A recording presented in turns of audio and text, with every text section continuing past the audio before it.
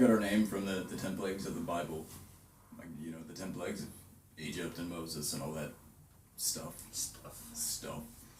And we were like, man, the world could use an 11th plague. And then we were like, whoa, we could be the 11th plague.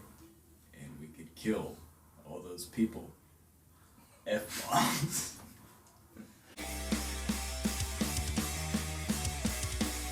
Seth and I met in high school. Yeah, well, actually, I met Kyle back in high school, and Kyle met Jeremy in high school. Kyle and I were trying to start a band with a couple other people, and then Kyle brought Jeremy in, and Jeremy was cool as shit, so we were like, yeah, we'll go with this guy. And then some of the other people that were in the group at that point in time kind of, like, sucked and stuff, and we, like, had to, you know, cut them out, and then we brought in some more people, and then, you know, Jeremy and Lance met through donuts. Yeah, Yeah. I literally went to Dunkin' Donuts every day Dunkin' for Donuts. coffee, and ended I up worked there. took a smoke break with him, and Yeah. He told me he was a bass player, and I was like, hey, this really shitty band that I'm in is looking for a bass player, so you should definitely come over and try out for bass or whatever. And he did, and he was cool. And then I hated him at first, to be honest. So yeah, I thought he was a chick, like a really ugly chick. yeah, that was back when his hair was dyed. He was really gay back I was then. like, Sorry for man, my we thumb. can't That was a rock common with ugly misconception. chicks. And then when our old drummer tried out, or left for the army, we were like, well, fuck, we better find a drummer. This guy messaged us on Facebook. Internet. Like, Internet. Yeah. And we were like, cool. and we were like, messaged him, and he was like, cool and everything. And we was like, we'll try out. And then we saw him at practice, and we were like, man, you're really fucking ugly, so you're gonna have to wear a mask. And so so he's a really good drummer. He's just really, really Old. and ugly. Like, And yeah, if weird. you've ever seen a Viagra commercial for people that wouldn't fuck in the first place, that's him. And Jeremy. what? F-bombs. Oh yeah, no F-bombs. Yeah, I mean intercourse. Intercourse. It's when a man and a woman Get married and in then the biblical the ugly sense. guy and this guy work together. So we were looking for guitarists, and he came together, and that's how our band came to be, as it is. Didn't you see the Right to Play festival, the first one we played? Yes. And that's how I he was there. saw us. Yeah, through those And was videos. like, hey, I could definitely play drums for you guys. That's Right. right, That's yeah. I was awake at like 3 o'clock in the morning, drunk as At shit, Rick's house, messaging back and forth. Yeah, with him. I was Yeah. like, dude, totally play the shit that I want to play. I've never Let's had a do drink it. in my life. Yep, Fuck nice. you. Yep, so it was the Right to Play music festival that actually brought him into. And it was a post on the Kokomo Musician Network Yeah. that Yes. Yeah. ended up getting all Absolutely. together. That's Kokomo great. Musician Network. Fuck you. Right. My main inspiration is IHOP. That's actually, I think US 31. I think musically we are probably in the same realm of like the post Pantera metal, you know, the groove Thrash and the groove. thrash. Yeah, after you know, like I said, post Pantera. Yeah. And I think in general, at least for myself, like I think metal as it stands today is very very intellectual and very thought out, very well planned, and Which we're we kind of are like the not. reverse of, yeah, and like the way I like it, like I like that we're like spontaneous, and like I even though that like bands like that are awesome and they're definitely musically great, I feel like it lacks aggression. I feel like it lacks an emotion that can be found in like, you know, metal bands, and I feel like we're like that aggression, that really visceral sort of primal sound that you know, while it's not, you know, obviously, you know, fucking jazz chords and bullshit, but A lot you of know, first instinct. yeah, it's a very primal thing I for think us. our sound is very ethereal. And when I say that, I Big mean words. Big words. it's very hard to come by, but at the same point, it's very delicate. Like there's a lot of fucking metal out there. I'm sorry, bleeping metal out there right now. But it's very hard to come by something that's true to the nature of metal. And we have done everything that we can to stay true to the nature of metal without getting into the more computerized and synthesized and built up in a processor type music. We do everything that we can to stay as raw as possible, but to stay as clear as possible at the same time. Man, when we write a song, we just, bam, I mean, that's it. We don't sit around and try to refine it over and over again. It's just, it happens or it don't. Yeah, I mean, we're kind of like, Yeah. how can we make this as gnarly as possible, but as pretty as possible at the same time? Right. If G.G. Allen tried to start a metal band. I think delicate's a bad word.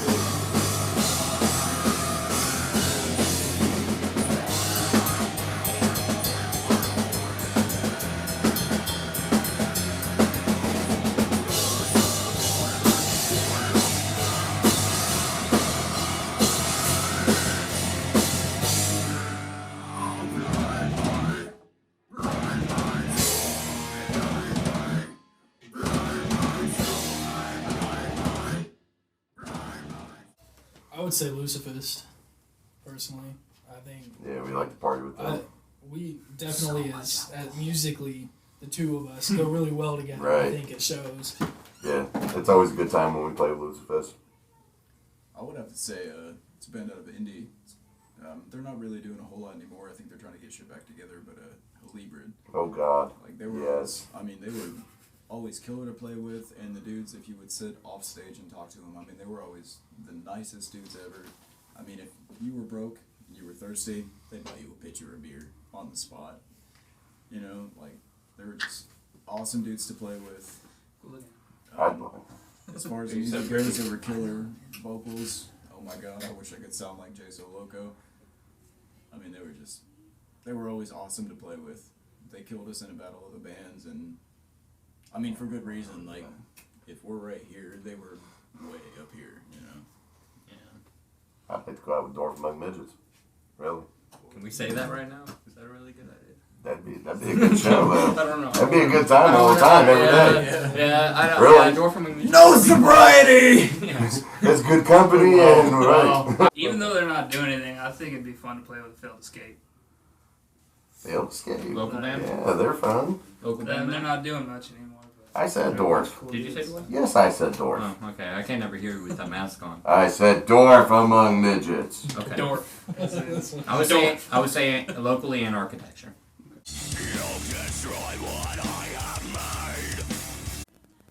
Lamb of God. That's hard to beat. My own personal fandom makes me want to say Slipknot because they're my favorite band ever. But as far as like, because we play a similar genre of them, I have to go with Lance, and I have to say Lamb of God. Like, all the way. Lamb of God. Oh, what, natural? Sadly, Pantera, you know, can't do it anymore. But has been the shit.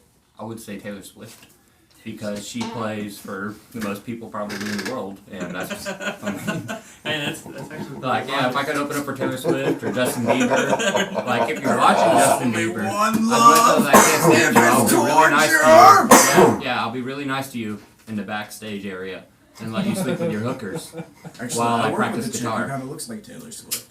Or Taylor Swift, yeah. And actually, you know, Taylor Swift You nowadays, she fucking puts on a said Taylor spectacle. Swift. Like, I'm cool with that. You know what I mean? Go do your thing, man. He already said Taylor Swift, didn't I? Yeah, Taylor Swift. If I had You know, to pick somebody, any, like the biggest act right now, whoever's drawing the most money. Yeah. Justin Bieber. Yeah, I'd like to open for them. Would that be Justin, whoever that is? I don't have access to Wikipedia right now, so. I would pick Devil Driver. Who? Devil Driver, Devil Driver? for sure. Okay. And yeah, it's because it's my favorite. Sorry. There's your answer. Now here's another song. Ooh, good segue.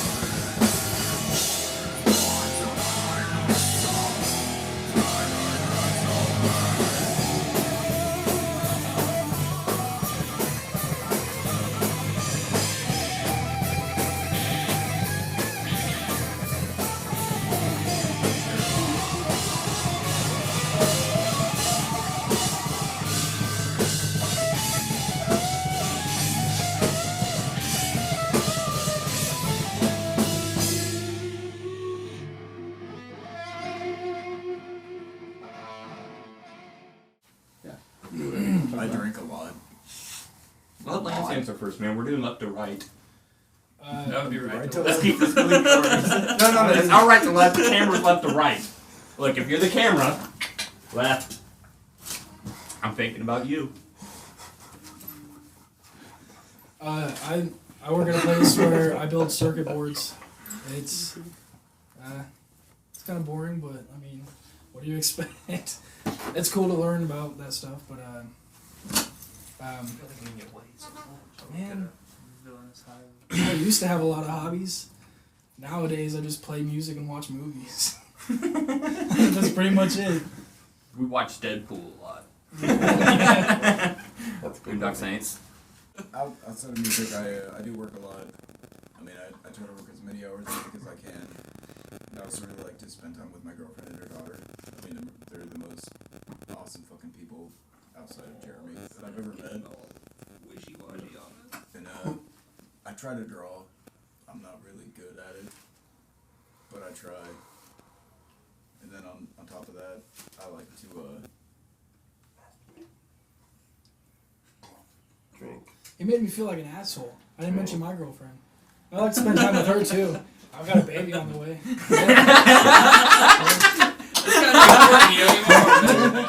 On to shit.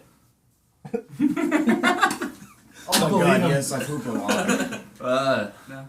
I'm a gamer. Any particular game? Not really. Anything but fucking racing. Unless it's Mario Kart, right? Unless it's Mario Kart. Yeah. Now you're a liar. Hey, that's gonna be edited out, right? Yeah. Okay, start over. What do you do now? Damn, that was my What do you do for a living? What do you do for a living? I work at How do you make? How do you villainous fill hive of scum and tyranny. What? I work at that place. He likes ICP. Don't listen to him. What about you, Jeremy? Well, I work for an apartment complex. I do maintenance there. And I like to, outside of playing music, I'm a big football fan. Who's balls for the devil? Medulla oblongata. I'm a big Chicago Bears fan. And, I like spending time with my girlfriend as well. Since everybody's throwing that in. Yeah, I have a girlfriend. I don't have a girlfriend. And, yeah. Bradley And, Bike, she's a fucking awesome chick. Check her out. Oh my fucking God. Facebook. I don't know. Okay, let's look. I better get a Why would you ask somebody to check her out on Facebook? I don't know! I want to get a blowjob tonight! She probably heard that. She was in the other room. I mean, I fucking hope so. I like football and I like writing music. I mean, like outside of work, that's really what I mean. I play some video games, but nothing like for me. It's really just music for me. My dog is pretty cool. He likes to pick cats. I do the family thing, and I just switched jobs. I build RVs. Oh wow, I didn't even know that. We're learning things today. Yeah. I'm a weirdo. I collect masks and shit.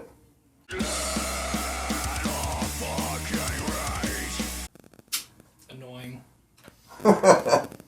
Can I describe it in one word? One and word. then explain it in Yeah, a couple other of course. words? Okay, One word. my one word would be paranoid. And my explanation for that would be when I was 14, I got thrown out of a truck, which really fucked my back up. And then when I was 18, I got jumped, which really fucked my back up more.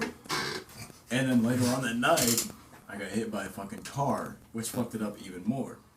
Now the paranoia comes from Jeremy enjoying drop kicking people anytime we go on stage, All the which time. has happened a few times to me. And anytime that happens, I have to go, take a week and go to the chiropractor every goddamn day.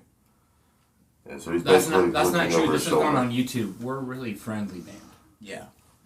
Come to We our love shows. each other. To be honest, he really let me doesn't take your drop kick money. people as much anymore. It still Anymore. happens occasionally, but I usually fuck myself up. yeah.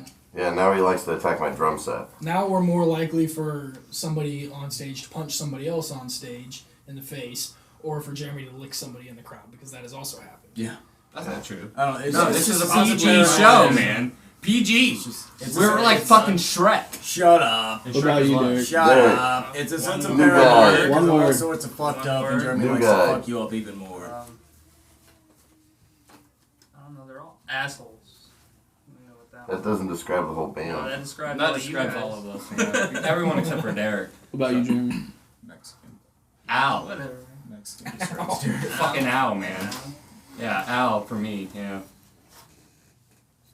I can see that. I would say aggressive. You're the only one that picked one that actually picked their band. We actually are. We're pretty aggressive.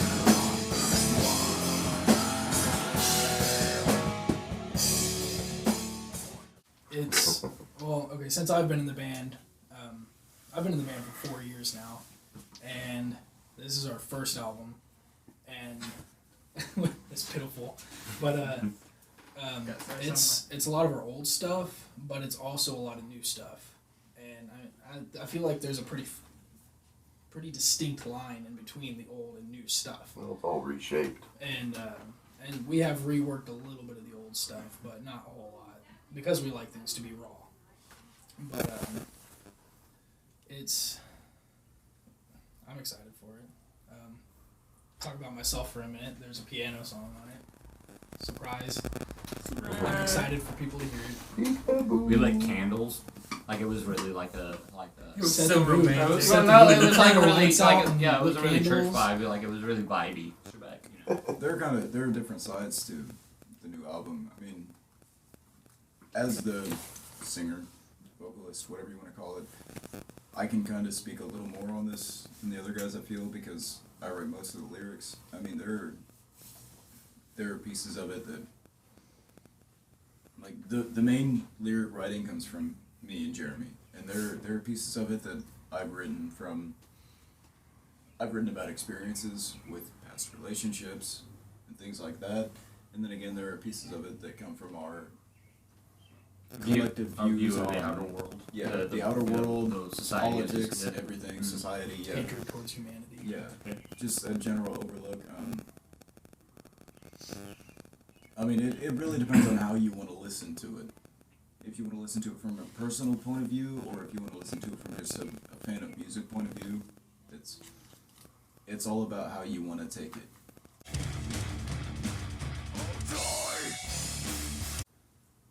I honestly, as much of a pain in the ass it was, and it was an insane, almost laughable pain in the ass recording our record. It really was fucking just a pain. Yeah, I like without going too far into it, like it was just It was a headache. painful and a headache, and like made half of us want to stop and give up. But coming out of it, like I'm really happy with the way it came out, and I'm really proud of not only us as a band and our performances, but I'm really proud of Matty, who recorded us, and I really do have nothing but good things to say about him, because he was nothing but patient with us, and Absolutely. And, My God, man. and I'm not the type of guy to try to blow smoke up people's asses. Like if I thought he was a dick, like I would tell you that I thought he was a dick.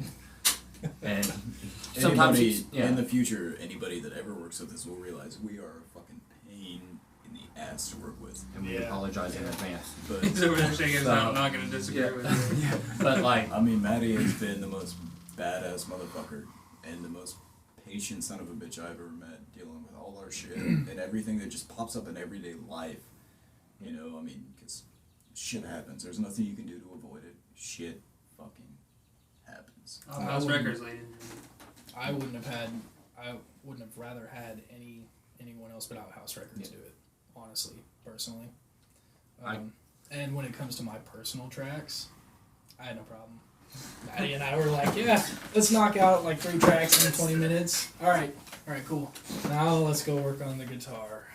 Yeah, exactly. Like it was for me, like, cause I'm not at all like a whatever guy. So for me, I'm sure it was a bit of a pain in the ass. But like I came out of it like really happy with what I did and really with what Maddie did with it as far as getting sounds on the record. And to me, the whole record as a whole sounds very real and it doesn't sound, you can hear everything on it, good or bad. So, and in that I feel really proud of it. Yeah, this was my first time recording at all, and he was definitely very patient with that fact. Yep. So, if you're looking to record something, Outhouse, get it done.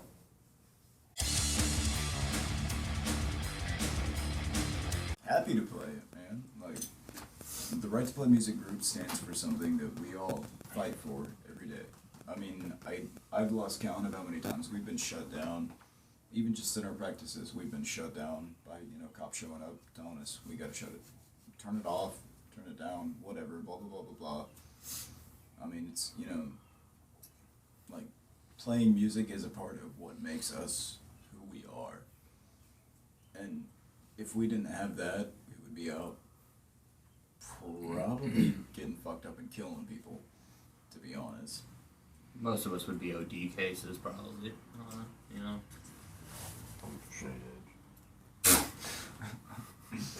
I mean, the Right to Play Music Group stands for something that we all have a tie to. Anybody who's ever even picked up a guitar or whatever, ukulele, fiddle, flute, saxophone, whatever. Everybody has had to deal with the bullshit of somebody getting in your way, standing in front of what you want to do. And the Right to Play Music Group is a group that stands up for what it is we're trying to accomplish. And if you take music seriously, that's something that hits you really close to heart. That, and they're the most, probably the most professional and nicest people to work with when it comes to, getting a show booked or going out and playing a show somewhere. And it's Very professional. It's always a lot less stressful, when you go out to play a show for somebody you don't know or that we've never worked with, and we're finding out how they are as we're going through the process of it, and we're like, oh man, okay. Ooh. What was it like? Countless times you have, what's the load-in time? Fuck if I know. I don't know. Well, what's the time slot? Man. Fuck if I know. Well, we'll let you know the time slot when you get here. All right, Right to Play doesn't do that. This is the time. This is what time you need to be here. Very professional. It's always a breeze. I think the big thing is understanding, like Yeah. the people that put the shows together, and the bands, and all of us really understand what we feel like is the problem, and that is, us as a scene are struggling to get our shows put on, are struggling to show what we can do as a city of musicians, right? And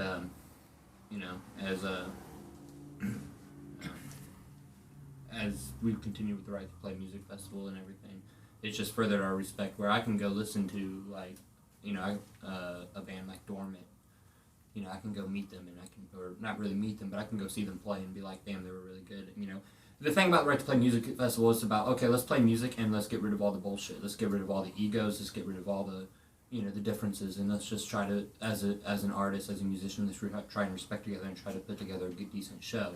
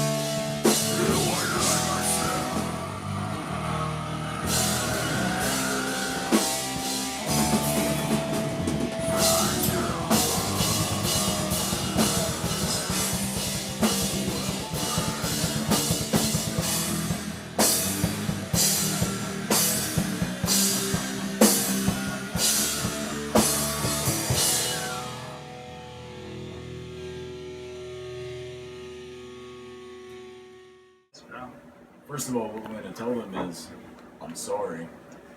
Bear with us. We all have addictions. To our fans, we've had fans that have showed up to damn near every Kokomo show we've ever played, Lafayette, Indy, whatever you want to call it. I mean, there was a time that we played in Indy where these two fucking dudes were there for our set. I mean, we headlined this gig, everybody else took off, these two dudes stayed there for our set. Almost every single time we've ever played down in Indy, these two dudes have been there. And they have gone absolutely ham during our set. You know, sorry, I'm drunk. They have gone absolutely crazy during our set. I mean, those are the guys that I live to play for. And to those guys, I say fucking thank you. Like, I mean, going up and playing on stage is an experience in itself, but seeing people like that go absolutely batshit crazy for us, that is what makes it absolutely fucking worth it. We've got those two dudes in Indy who show up to every single one of our shows down there. Awesome. We've got a handful of people in Kokomo who show up to every single show that we play in Kokomo. Absolutely awesome. And it's the same in Lafayette. You know, anywhere that we play, we've got those handful of people that show up every time we play there. They're awesome. They are what makes it absolutely 100% fucking worth it. They are what makes it feel like. Go fuck yourself, dude. I mean, they are what makes it feel like we're not doing this for nothing. Those people that feel the message that we are trying to portray, they are the people that go crazy for us every time we even show up. I mean, those are the people that, like, I could drive down to Indy right now and walk around Circle Center Mall for 20 minutes and I would see one of those dudes and be like, 11th Plague, yeah! That is what makes it worth it. You know, the people that let us know that what we're doing is not completely in vain. They're the ones who give us that brief feeling of being on top of the world.